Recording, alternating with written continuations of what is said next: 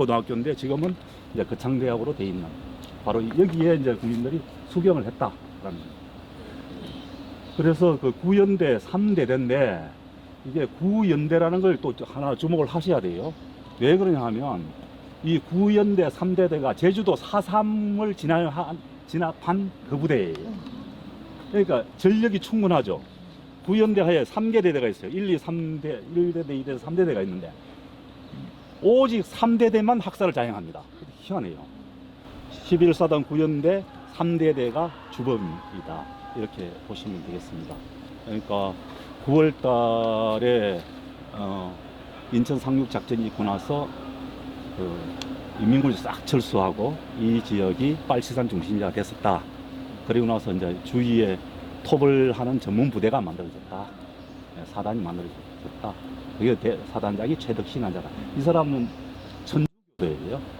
그래서 꽤 괜찮은 것 같은데 희한한 행보를 받는 사람입니다. 그리고 나서 학살의 주범이 됐다가 나중에 북한으로 넘어가요.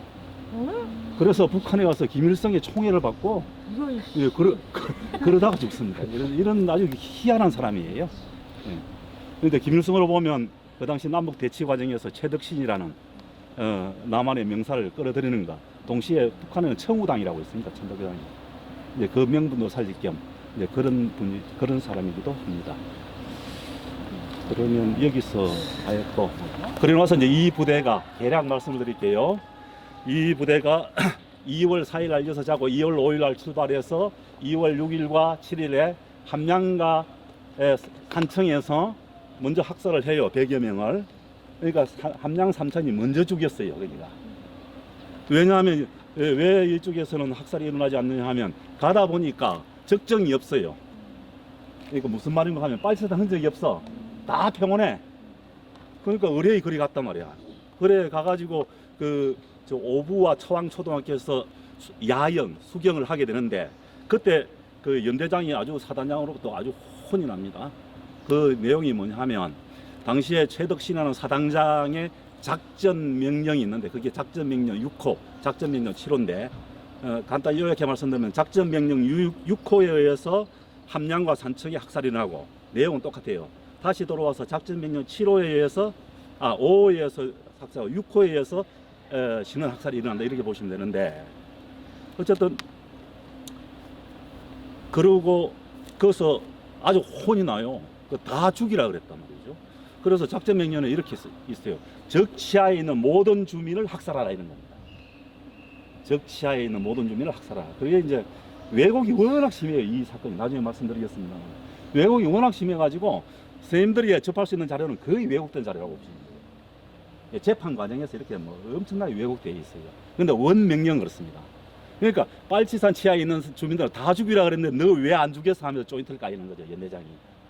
그래서 연대장이 이게 화가 난 거예요. 그래서 여기는 무사히 넘어간 것을 함양 산청에서 학살하고 다시 돌아와서 그러고 작전 명령 5호의 기한이 끝나요. 똑같은 걸 6호로 내리는 겁니다. 사실상 똑같은 작전 명령이에요. 그 작전 명령에 의해서 2월 7일 날 여기서 2월 7일 날 여기서 묵고 2월 8일 날 이동을 해서 9일, 10일, 9일, 10일, 11일 2월 9일 1951년 2월 9일 10일, 11일 3차에 의해서 학살이 일어나는 겁니다. 그래서 이제 우리는 차를 타고 첫 번째 학살이 일어났던 청년마을이라는 곳을 가겠습니다. 여기는 잘 안 보이는데 이 앞에 거창의 정남쪽에 큰 산이 있습니다. 가막산이라고. 악자가 들어가면 좀 험한 산입니다. 가막산. 옛날에 의병이 활동지기도 했던 곳이니까 꽤 그런 곳이죠. 그러니까 오늘날로 하면 거창과 합천을 경계짓는 산이기도 합니다. 그런데 이거는 얘기가 좀 긴데 진흥하는 신원은 조선시대까지만 해도 삼가현으로 거창군이 아니었어요. 근데 1914년에 거창으로 편입된 곳이거든요. 그래서 이제 이 산이 그런 의미가 있다. 그런데 그 산을 넘어서 이렇게 공개 두 부대가 이제 가는 겁니다. 그 길을 따라서 가다가 2월 9일 날 청년마을이라는 곳에서 그 가막산 바로 아래 있습니다. 청년마을이라는 곳에서 첫 번째 학살이 일어나는데 그 장소로 이동하시겠습니다.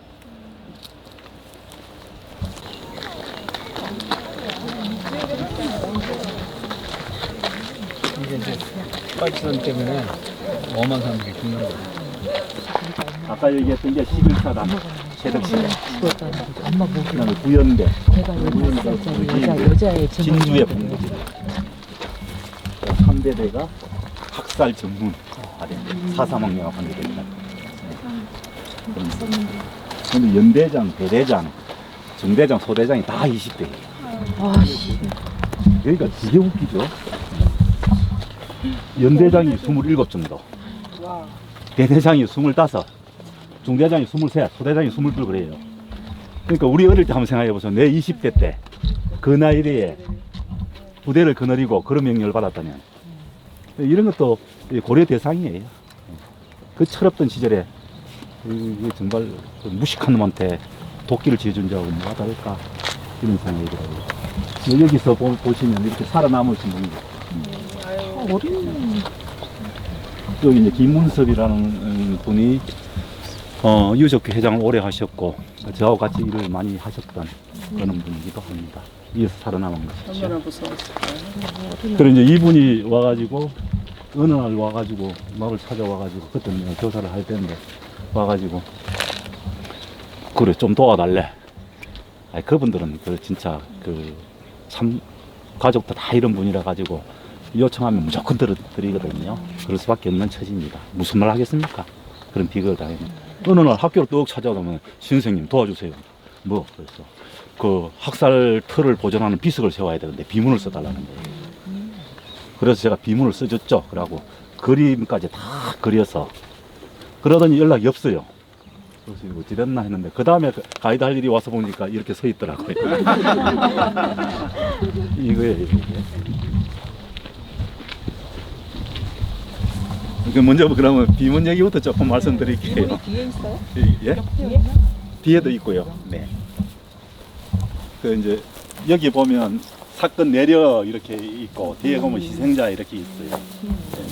여기 이제 학살터가 세 곳이 있는데 세 곳 다 제가 이제 비문을 써드렸는데 제 비문 그대로가 아니고 제 구상 그대로가 아니에요. 그 이게 이래저래 답사를 다녀보면 덩치가 큰 기념물일수록 사람의 관심이 적습니다. 그게 특징이에요. 그 자그마한 비석일수록 사람들의 관심과 애정이 더 큽니다. 이거 서양가도 그래요. 서양가도 막 거대한 비석 같은 거 이렇게 세워놓으면 정말 정남이 떨어져요. 그래서 이제 그런 것을 길게 설명을 하고 아담하게 그런데 우리 전통을 살려가지고 옛날 누각식으로 내가 만들어라. 그래 나서 사건 내력도 한글로 써라. 한문 쓰지 말고. 그래 나서 뒷면에는 어떻게 써야 되느냐 하면 이거는 분명히 주범을 밝혀야 된다. 그래서 위에는 학살자, 그리고 내가 다 적어줬어요. 대통령 이승만, 국방부 장관 신성모, 사단장 최덕신, 뭐 연대장 오영경 이렇게 쭉 다 적어줬어요. 학살한 자, 그리고 이제 희생자 이렇게 해가지고 딱 적어줬거든요. 어느 날 와봤더니 제 구상과 달리 이렇게 만들어놨고, 요거는 뭐 그대로 썼어요. 이렇게 했고, 그 다음에 그 내용도 제가 써준 거에서 다 첨삭을 해가지고 이제 하셨더라고요. 그리고 뒷면에 가해자는 다 빼고 피해자만 써놨어요. 그러니까 이게 이제 그 정부의 돈을 받아 하다 보니까 눈치를 봐야 돼서 그런 것이 아닌가 이렇게 생각합니다. 어쨌든 여기가 보시다시피 청년마을은 맞은편에 있는 마을입니다. 그 마을이고요. 학살 장소가 여기입니다. 예. 2m 가까이로 좀 오시면 고맙겠습니다. 선생님들 보시는 그 뒤에 있는 산이 가막산이에요.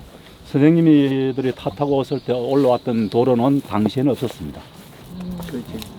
없고 어디로 와야 되냐면 저쪽으로 돌아서 이쪽으로 다시 들어와야 되는. 예, 가막산이 굉장히 그 교통의 장애 요소가 됐던 거죠. 그래서 우리가 봤던 거창농림고등학교에서 아까 봤던 거창대학에서 이 가막산 좌우로 이렇게 들어와서 신원면 소재지로 가게 됩니다. 이것이 2월 8일 날 이동을 하게 돼요. 작전 명령 구에 따라서. 그래서 이제 신원 초등학교, 신원 국민학교가 3대대의 수경지가 됩니다. 여기가 학교가. 그리고 나서 2월 9일 날, 2월 8일 날 이동했고, 2월 9일 날 그 골짜기들이 많잖아요. 각 골짜기로 군인들이 들어가서 마을에 불을 지르고요. 그 주민들을 다 소개시킨다 그럽니다. 소개라는 개념이 불 지르고 주민들을 다른 데로 이동시킨다는 뜻이거든요. 다 소개를 시켜야 됩니다. 예.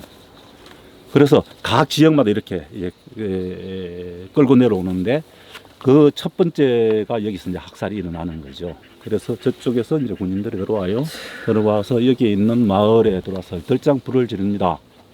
불을 지르고 지금 공비가 나타나니까 그 안전한 곳으로 이동해야 된다라고 얘기를 합니다. 그 애가 지금 하는 게 2월 8일이거든요. 2월 9일이니까 한겨울이에요. 그리고 나서 주민들을 여기 당시에 논이었습니다. 지금 밭이지만 저는 논이 들어있죠. 여기로 주민들을 싹 다 끌어내게 됩니다. 그리고 나서 아무런 설명도 없어서 그냥 총격을 해요. 총을 쏘아요. 그래서 이 일대에서 주민들 82여 명이 이제 학살되게 됩니다. 요 장소입니다. 이제 그 당시 아까 보셨다시피 5분이 살아남는데 그분의 한 분이 이제 김문섭이라는 유적 회장님인데 그분이 증언한 게 있어요. 그냥 읽어드릴게요. 군인들이 논 위로 올라가서 길게 늘어서서 총을 쏘는 거야. 그러니까 사람들이 폭폭폭 쓰러지면서 그 피가 내 얼굴로 다 쏟아지는 거야. 사람들이 겹겹이 내 위로 막 넘어지는 거지. 중략. 사람들이 넘어지니까 난 밑에 깔렸어. 깔려가지고 있으니까 저리다 못해 나중에는 마비가 되는 것 같아. 간신히 목만 바깥으로 빼놓고 있었지. 중간 생략. 그래가지고 한참 쏘는 기라.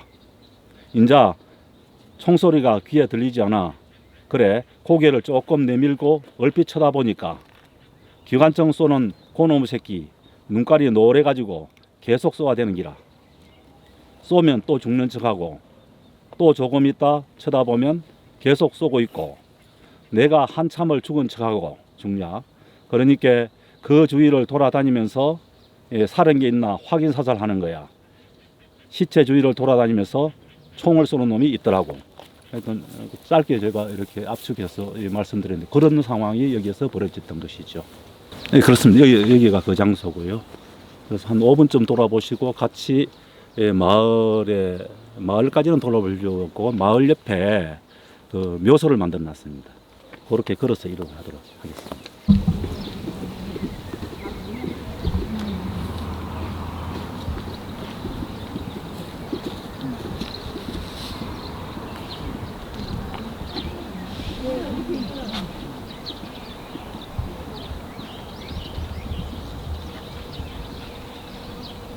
이미 다 써놨다가 나중에 일이 옮겨서 모셨거든요.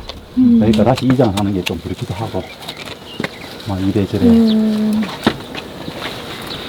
그러니까 이게 그 유족들의 증서라는 것이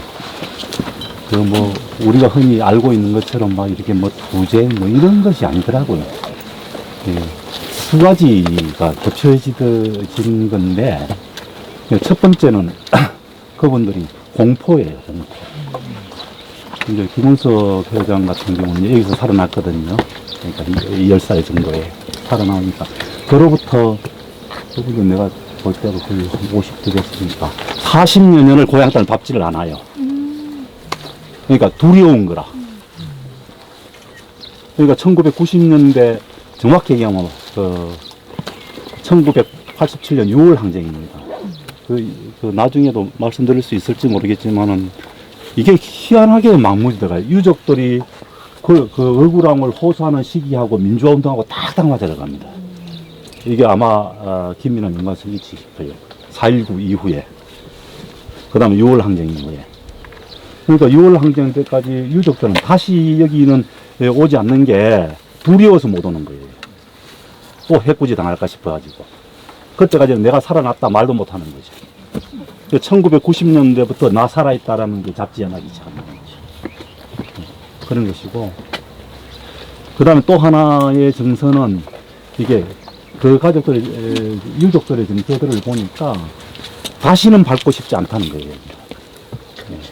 다시는 오고 싶지 않다는 거예요. 원한에 맺혀서 한번 와서 하는 거지, 여기서 살고 싶지도 않고, 이런 측면이 있더라고요. 그래서 우리가 알고 있는 유저의 모습은 이제 마지막 단계의 모습만 우리가 이제 보는 것이다. 상당히 정리되고 난 다음에 모습이다. 그래 이제 유족들이 원한을 푸는 방법을 보니까 가능하면 크게 해요. 가능하면 뭐 크다. 크게. 그러니까 그 비도 크게 세워야 되고 이런 거예요. 그게 이제 그 뭐 어쩔 수 없는 어떤 마음이라고 생각을 해요. 뭐 그래서 그래 그렇게 비극을 겪은 분에게 아까 말씀드렸듯이 저 입장에서는 말을 못 하겠더라고요. 내가 이랬으면 좋겠다라는 얘기를 못 해요. 그분들이 하자하면 따라갈 수밖에 없는. 그거 어쩌겠습니까? 그런 건데 여기서 이제 우리는 유족이 아니니까 한번 생각해 보십시다. 그럼 죽은 사람들은 입장에서는 어떨까? 뭐가 억울한 것일까? 근데 옛 사람들은 이렇게 생각을 했어요. 아까 여기 사생유명이라고 그랬죠. 명이 정해져 있다. 뭐 저도 믿지 않습니다만은 그렇게 믿을 만한 일인지 말도 아닙니다. 그냥 그렇게 생각하면 마음이 편했던가 봐요. 그러나 그런 입장에서 보면 명이 정해져 있는데 정해진 명에 죽는다면 그건 하등이 억울할 게 없죠. 그런데 억울한 거는 지명에 못 죽었기 때문에 억울한 거예요. 이분들이 억울한 게 자기 삶, 우리가 그 가지고 태어난 본연의 삶, 가치 자체를 실현하지 못하도록 국가 권력이 촉으로 주겠다는 데 있다라고 보는 것이죠. 그래서 그것이 이렇게 길이고 묘를 쓰고 이렇게 방문하는 그런 의미들이 아닐까. 저는 그렇게 한번 생각을 해봤어요. 사실 죽은 사람은 내가 여기서 죽었다 그러면 죽으면 그뿐이라는 생각을 하거든요. 뭐 그렇게 아닌 분도 있으라고 생각을 합니다. 그러나 이제 그게 우리들에게 주는 의미라고 하는 것은 우리에게 태어났으면 누구나 실현해야 될 가치라는 것이 있다. 그것은 우리가 천부인권이라 부르자. 누가 얘기했듯이. 그것은 아무도 손대면 안 되는 것이다.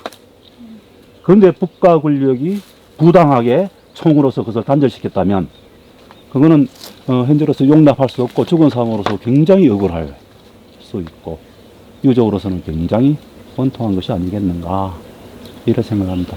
뭐 그건 다 아시겠죠. 이분들이 뭐 빨갱이라고 해서 죽였다 그러는데 빨갱이 아니거든요. 나중에 뭐 자료 보면 알겠지만 절반 정도가 어린이고 또 전체 절반 정도가 여자예요.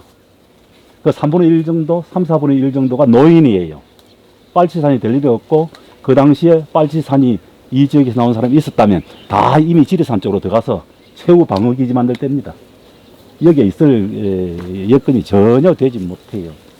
그러면 이건 뭐냐? 이게 바로 아까 말씀드렸던 견벽청야를 말씀드릴 수밖에 없다는 거죠. 최덕신이라는 사람이 견벽청야라고 자기가 집으로 얘기했어요. 읽어드릴게요.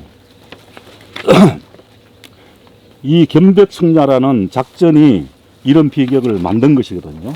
견벽청야는 한자로 단단하게 만든다는 거예요. 벽을 단단하게 쌓고 청야, 덜을 깨끗하게 한다는 거예요. 그러니까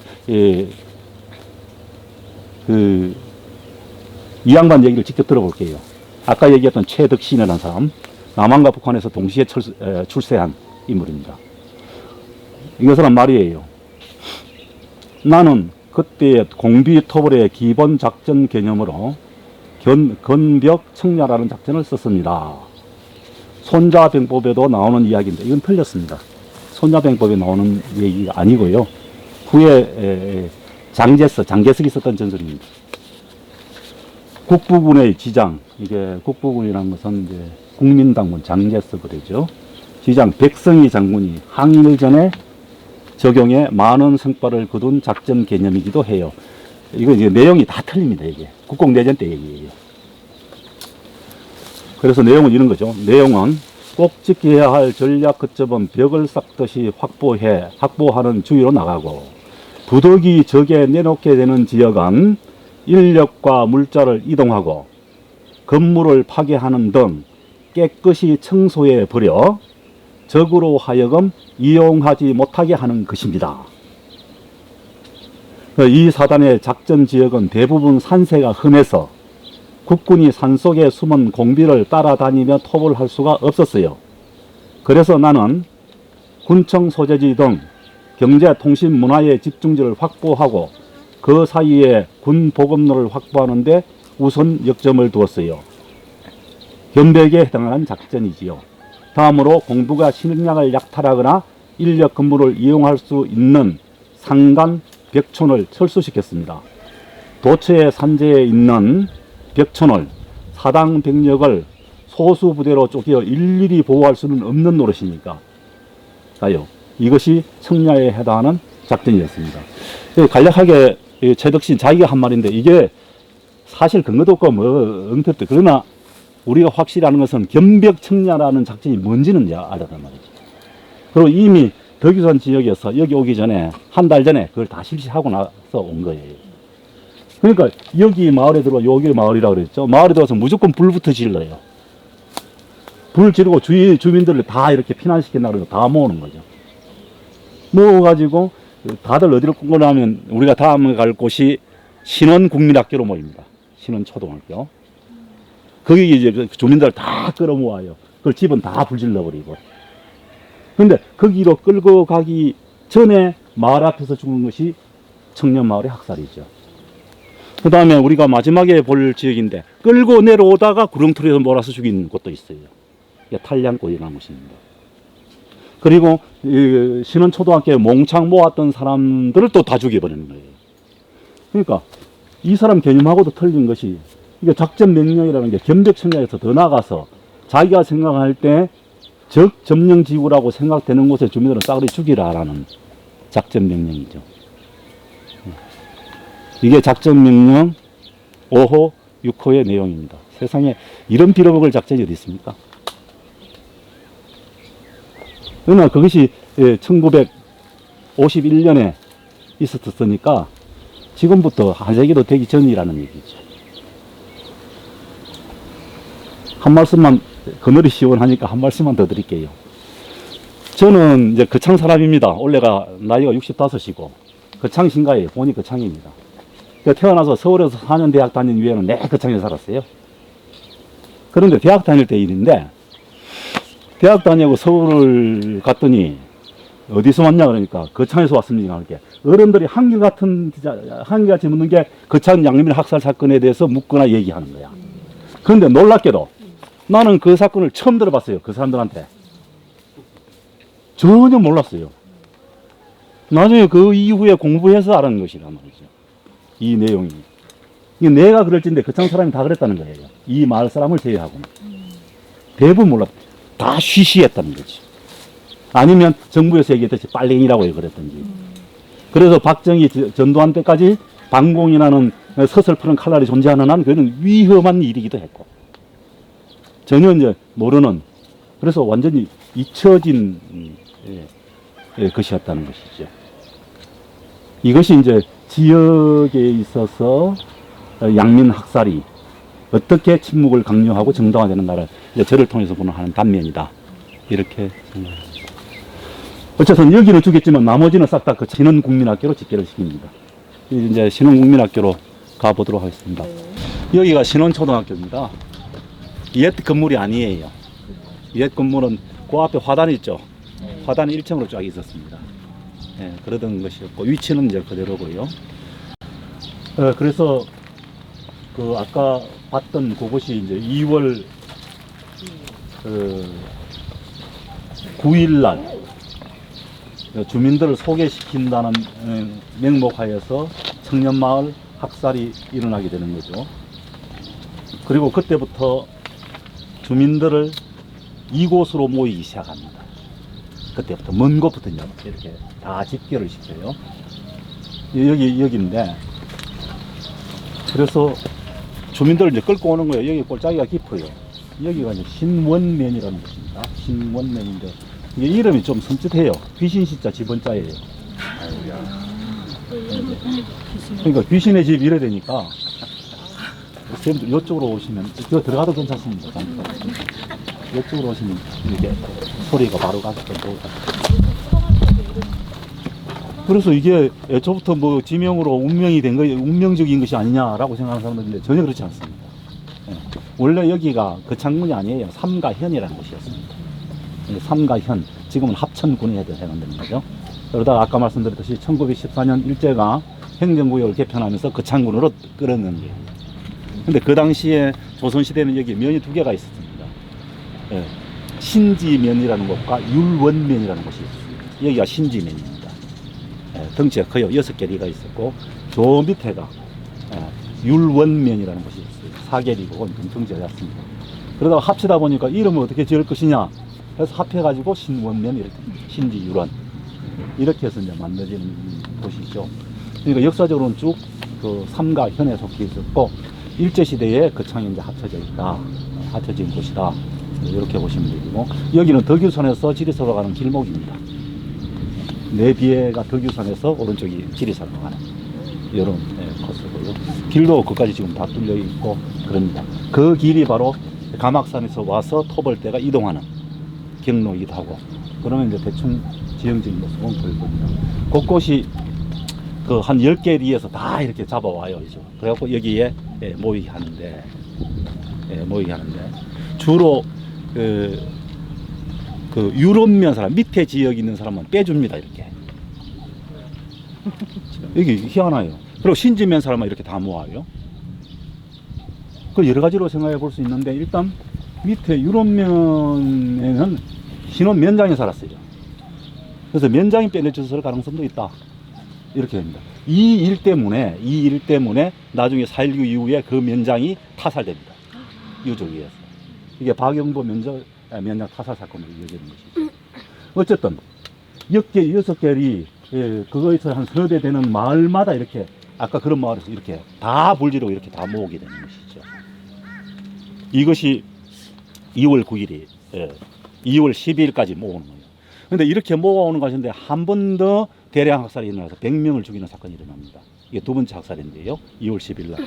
저쪽에서 이제 끌어서 내려오다가 여기에 도착하기 전에, 좀 이따 우리가 마지막에 볼 겁니다. 사람들을 골짜기로 그냥 몰아넣어 버렸어요. 그리고 나서 거기서 학살해버려요. 여기도 기적적으로 살아나신 분이 있어가지고 그분의 증언에 따라서 당시의 상황이 알 수가 있었는데, 이거는 그 자리에 가서 제가 읽어드리겠습니다. 이렇게 해서 2월 11일 저녁까지 여기에 총 모인 사람이 1000명이 모입니다. 1000여 명이 모이게 돼요. 그럼 생각해 보십시다. 마을마다 다 불타버렸어요. 그리고 소 같은 건 어떻게 해요? 다 끌고 왔는데 누가? 토벌대 끌고 옵니다. 사람들이 다 모아요. 그때 엄청나게 추운 겨울. 그러니까 2월에 예. 그것도 마룻바닥 교실에서 1000여 명을 6개 교실에 몰아 넣었으니 상황이 되죠. 여기에는 이제 군인들이 각 마을에서 잡아온 소를 잡아가 잔치를 벌이고, 그럴 줄 알았어요. 이런 얘기는 참 하기 싫은데, 젊고 반반한 여자 끌어내가지고 강간하고 이 짓을 하루 전에 했다는 것이죠. 야만 그 자체예요. 그럴 즈음에 이제 그 아까 얘기했던 신원 면장이 옵니다. 그리고 형사가 오고요. 형사 2명, 거창경찰서 형사 2명, 신안 면장이 와요. 그리고 신원 지서 주임도 옵니다. 이 사람들이 누구냐 하면 빨갱이 아닌가를 이렇게 선별하는 사람이 되는 거예요. 그렇게 와서 제일 처음에 뭐냐면 군경 가족을 빼냅니다. 군인과 경찰 가족을 떼가지고 아래 마을로 이동시켜버립니다. 그리고 나서 박영복 오더니 저쪽에 비곡이라고 있는데, 비곡 사람은 싹 나오라 그래갖고 옮깁니다. 비곡이 자기 그 처갓집이. 이래저래 다 선별하고 나니까 남은 사람이 500여 명이 되는 겁니다. 그래갖고 이제 다음날 아침이 돼요. 그러니까 그날이 2월 11일입니다. 그날 아침에 주민들을 이제 피난 가자 그러고 다 끌고 갑니다. 끌고 가는 골짜기가 저 골짜기예요. 여서 1km도 안 됩니다. 한 700m 됩니다. 저기를 끌고 가는 겁니다. 그러니까 대충 할 듯이 남자들이 별로 없어요. 전체 절반 정도가 어린 아이들이고 노인들이고 절반 이상이 여자들이고 그래요. 그러니 뭐 더디기도 했을 거예요. 하여튼 저 골짜기를 끌고 갑니다. 이미 도착했을 때 거기에는 기관포가 다 설치되어 있는 것이죠. 거기서 사방에 기관포를 쏘아가지고 죽이게 되는데 이 골짜기에서 결국 517명이 죽게 됩니다. 여기에서 3명이 살아남거든요. 이 살아남은 사람들은 뒤처리를 위해서 남겨뒀던 사람 중에 3명이 살아남았습니다. 그러니까 그들이 이제 다 죽이고 나서 거기다 휘발유를 뿌리고 솔가지를 덮어가지고 불을 질러버려요. 이 시신이 한 3년 그대로 방치됩니다. 근데 그러기 위해서 이제 젊은 사람을 놨던데 그 중에 3명이 살아남는데 정언을 읽어드리겠습니다. 이렇게 얘기해요. 그 당시 상황입니다. 군인들이 양쪽으로 늘어서서 주민들을 개머리판으로 떠밀고 박산골로 갔습니다. 학교를 벗어날 때까지는 설마 이 많은 사람을 다 죽이라 싶더군요. 도착하니까 그게 아니었어요. 산사태로 움푹 패인 곳에 사람들을 몰아넣었는데 모두들 체념한 듯 서로 부둥켜 안고 땅바닥에 엎드렸습니다. 언덕 위에는 여기저기 기관총이 설치되어 총구가 우리를 내려다보고 있었어요. 그런데 지휘관인 듯한 젊은 군인이 나를 포함해 젊은 사람 5~6명을 손가락으로 불러내요. 나중에 알았지만 시체 뒤처리를 시킨 후 죽이려는 속셈이었습니다. 군인들이 서 있는 언덕 위로 뛰어 올라가자 기관총 소리가 천지를 진동시켰어요. 음극결에 머리를 쳐박고 아래쪽을 보니까 차마 눈독으로는 볼 수 없는 참상, 중야하고요. 총소리가 멈춘 후 군인들은 우리들을 불러 나무를 저다 나르라 명령했어요. 겁에 질려 시키는 대로 했어요. 불길이 한참 시체 더미를 태우는데 갑자기 총구가 우리를 겨냥했어요. 본능적으로 엎드렸는데 한반당 총격이 지나간 후 모두 죽고 문홍중과 나만 무사했어요. 우리 2사람은 손이 발이 되도록 살려달라고 빌었습니다. 중략. 그러자 군인들은 지독하게 명이 질근 놈들이구먼 하면서 이곳에서 있었던 일을 입 밖에 내면 죽을 줄 알라는 협박을 한 뒤 풀어줬습니다. 이게 이제 그 당시 상황입니다. 그래서 이제 여기서 직접 이제 박살골로 가보겠습니다. 저기는 1983년 태풍 셀마가 와가지고 언덕 자체가 다 무너져 버려가지고 원형이 보존되어 있지는 않습니다. 그러나 그때 떠밀려가고 남은 돌들에 역시 총탄 자국이 있습니다. 그것을 확인해 보시면 되고요. 그래서 저기에 있는, 시원하니까 여기서 조금 더 얘기하겠습니다. 저기에 있는 시신들을 그대로 방치해 놨어요. 철조망을 치고 아무도 못 들어가게 한 것이죠. 그러니까 그 시신 썩는 냄새가 진동을 하는 거예요. 도저히 이거는 그 당시의 기록들 보면 끔찍한 기록이 맞는데 차마 얘기를 못 하겠습니다. 그래서 도저히 이래서는 안 되겠다 해서 그 가족들이 이것을 어떻게 해달라 그러니까 그때서야 정부에서 허락을 해요. 자기 그 부모 시신을 찾아가라 이러던 거예요. 그걸 어떻게 알아요? 그래가지고 그 유족들이 저쪽에 단체묘를 쓰게 됩니다. 그래서 지금 이동하는 것은 저희 가서 현장을 확인하고 단체묘 쓴 자리까지 이동하도록 하겠습니다. 이들 몰아가시는 거죠. 그렇죠. 이렇게 올라가는데 지금은 다시 이제 재방모사를 해가지고 옛 모습하고는 조금 다릅니다. 지금은 여기에 유해가 없는 거예요. 시신은 다 수습했습니다. 그래서 다음에 갈 묘지로 옮겼어요. 요게 총알 자국입니다. 총의 위치나 그 주민들 위치 여기 주민들은 이제 요 길로 집어넣고 양쪽에서 넣고 쏘고 그리고 나서 이제 덮고 휘발유 뿌리고 덮고 불 지르고 이런 거죠. 입구에는 철조망 켜고 있고 여기는 그냥 원래 계곡처럼 되어 있었겠네요. 예, 이게 계곡입니다. 이게. 그 한 100명쯤 인솔하면요 6시 시작하면 저 어디에서 끝납니다. 근데 여기 온 사람이 500여 명이란 말이에요. 500여 명이면 여기 도착했을 때, 저 출발도 안 했다는 얘기입니다. 그 중에 대부분이 노인, 어린이, 여자들이니까. 말대로 남부 열애하고 왔을 거 아니에요. 그 피난 간다 그러니까 혹시 모르죠. 입을 거를 집에 주고 왔을 가능성도 크고요. 그래서 여기 도착하거든요. 그래서 이게 태풍 오기 전에 제가 올라가서 2km 위에까지 총알 자국이 있습니다. 이게 대략 알겠죠. 500여 명 줄지어서 주로 여자들이 애기 없고 뭐 노인들이 이렇게 올라가는 거예요. 여기에서 아까 얘기했던 그런 분들이 벌어졌던 것이죠. 그들이 생각하는 것들이 얼마나 야만적인가. 동물 수준이에요. 이건 인간이라고 얘기할 수 없는 거죠. 이건 거의 최악이다, 바닥이다. 이렇게 생각을 했어요. 예. 여기다 시신이 3년 동안 썩는 거죠. 여기 제사는 지내나요? 아, 저기 묘소에서 요새 추모군 앞에 묘소가 있거든요. 따로 그 앞에서 네. 그 마을제 유족회가 주관을 하는데 사실상 이게 국가에서 인정했기 때문에 주로 이제 군수가 주관이 됩니다. 그러니까 군청의 행사가 되는 것이죠.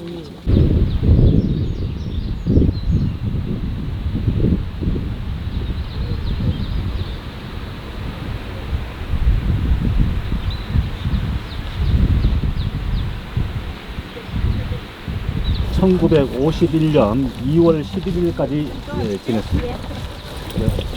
그럼으로써 이제 학살이 일어났는데 나머지 하나의 학살은 저 끝에 마지막에 가서 저 끝이고요. 그래서 2월 9일 날 첫 번째 본 학살 장소에서 84명, 그 다음에 저 위에서 2월 10일 날 탈량골에서 100명, 그 다음에 여기 골짜기, 박산 골짜기에서 517명, 기타 중간중간 18명 해서 총 719명이 죽게 됩니다. 그 중에서 이제 전체 중에서 어린이가 362명, 719명 중에서 반이죠. 여자가 391명, 반이 넘죠. 61세 이상 노인이 64명. 그랬으니까 뭐 누가 봐도 이게 뭐 빨갱이다, 빨치산이다. 아니, 그런 사람이 어떻게 산에 가서 빨치산을 내지 못하죠. 말도 안 되는 소리입니다. 어쨌든 이 이후의 사건을 말씀드리겠습니다. 나중에도 정리해서 말씀드리겠습니다만은 어쨌든 그 당시 문제가 됐던 유일한 사건이고 군사재판에서 유죄 판결을 받았던 유일한 사건입니다. 그 과정을 간략하게 말씀드리겠습니다. 그해 3월 29일 한 달 한 20일쯤 지났죠. 한 달 20일쯤 지난 다음에 거창의 국회의원 신중목이라는 분이 있습니다. 거창신 씨입니다. 그분이 국회 본의회에서 폭로를 합니다. 이 사건, 거창시 죽였다. 그때 엄청난 압력이 있어. 그 당시에 6.25 전쟁 중이고 임시수도가 부산이었다는 걸 염두에 두십시오. 계엄령 하였다는 거죠. 그래서 함양 삼청 쪽에 국회의원한테 같이 하자는 게 그 사람들이 겁이 나서 못했어요. 그래서 거창 사건이 된 겁니다. 사실 여기보다 그쪽이 며칠 먼저 죽였는데 이렇게 되니까 이제 난리가 난 것이죠. 난리가 났는데 문제는 이성만이라는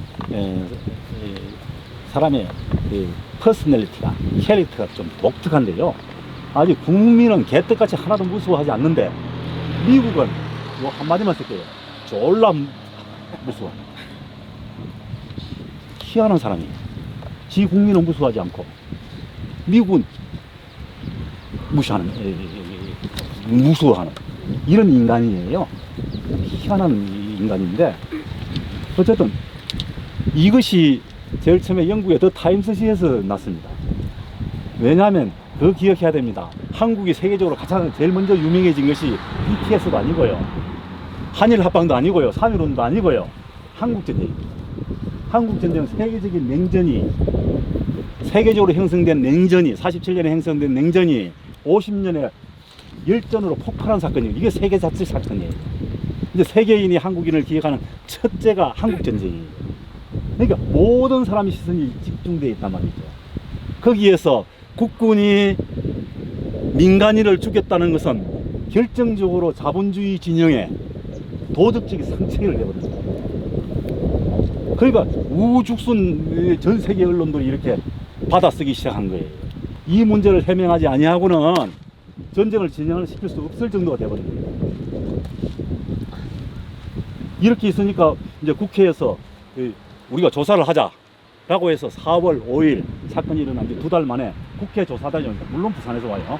국회도 부산에 있으니까. 그래서 여기 와서 거창군청에서 하룻밤 자고 조사를 하고 열이 넘어옵니다.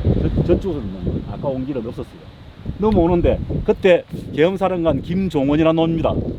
백두산 호랑이라는 놈인데 왜 백두산 호랑이라 그러냐면 사람을 워낙 많이 죽여가지고 백두산 호랑이라고 그랬어요.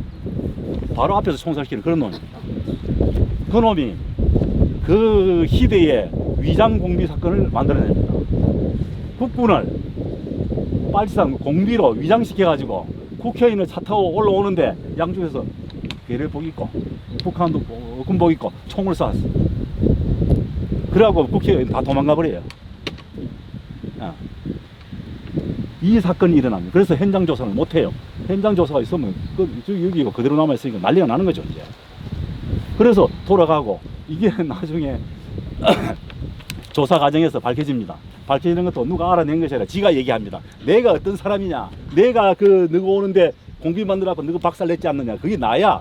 그러니까 책임지려면 우리가 다 책임지다. 이런 큰 소리 치다가 나중에 처벌받았죠. 군사재판에 해부됐죠. 그런 놈입니다. 어쨌든 이승만이가 억수로 아꼈던 인물이래요. 어쨌든 국회에서 조사가 실패로 끝나버립니다. 그리고 나서 그해 7월이 되죠. 7월. 그러니까 반년이 이제 6개월이 흐른 건데요. 반년이 흐르고 나서 드디어 군사재판이 재판소가 대구에서 만들어지고 군사재판을 시작하게 됩니다. 이게 왜 그런지는 알겠죠. 국민이 무섭서가 아니에요. 국제 여론 때문에. 군사재판이 열리는데 이것이 밝혀지면 큰일이거든요. 그래서 이승만이 당시 국방부 장관이었던 신승모를 주일대사로 임명합니다. 비슷하죠. 그 요번이 두 번째 계획이에요. 그게 첫 번째입니다. 이때까지 그런 경우는 없었단 말이에요. 그래가지고 그 일본에서 재판이 진행이 안 돼. 누가 명령했는지를 모르는 기라. 그래가지고 이것이 질질 끓여가고 그해 12월까지 가버립니다.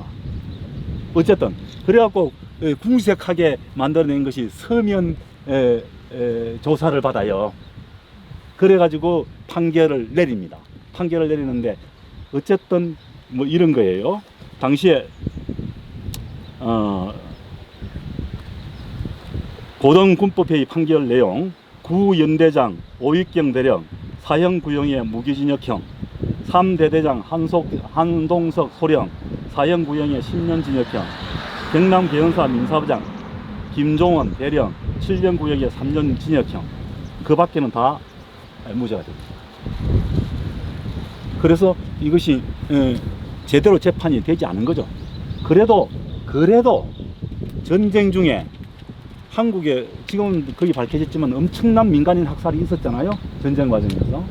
그 당시에 문제가 되고 재판이 열리고 유죄 판결을 받았다는 것은 이 사건 하나밖에 없습니다. 그런 면에서는 의미가 있다는 것이죠. 물론 유죄 판결을 받았다고 해서 처벌받았다는 건 아니에요. 이 사람들 감옥 가가지고 그 해가 끝나기 전에 다들 다 복귀합니다. 군인은 경찰로. 그러니까 제가 꼭 얘기하려고 했던 것이 뭐냐면 대통령 이승만, 국방부 장관 신승모 이렇게 쭉 써야 된다는 거예요. 사단장 최덕신 이렇게 이놈들이 죽인 놈이다. 이것이 역사죠. 역사는 아픈 게 있어야 돼요. 아픈 게 없으면 성장이 없는 거예요. 어쨌든 이렇게 했어요. 이렇게 했는데 3년을 저 시신이 썩어서 아까 본 그 장소에서 그러니 난리가 났죠. 막 냄새하고 뭐 이런 거 일설 출입 금지하고 이러니까 도저히 안 되겠다. 그래서 유족들이 시신을 처리하게 해달라. 그리고 정부에서도 어쩔 수 없어요. 이때는 이제 휴전 됐으니까.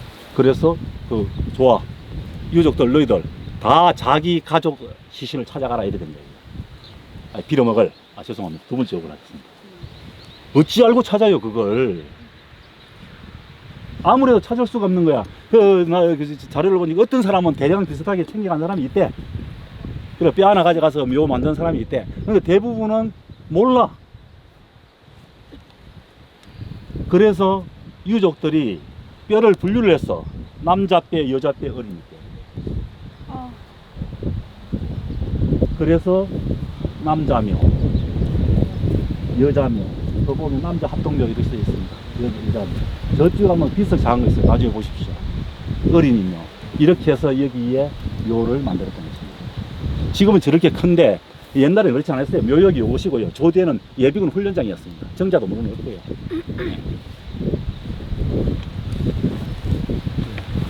이렇게 해서 유족회가 구성되고 묘지가 만들어지게 되었습니다. 그 다음에 이후의 사건을 좀 말씀드릴게요. 1960년 4.19 혁명이 일어납니다. 드디어 이승만이 쫓겨났어요. 제가 지명한 학살 주범이 쫓겨났단 말이에요.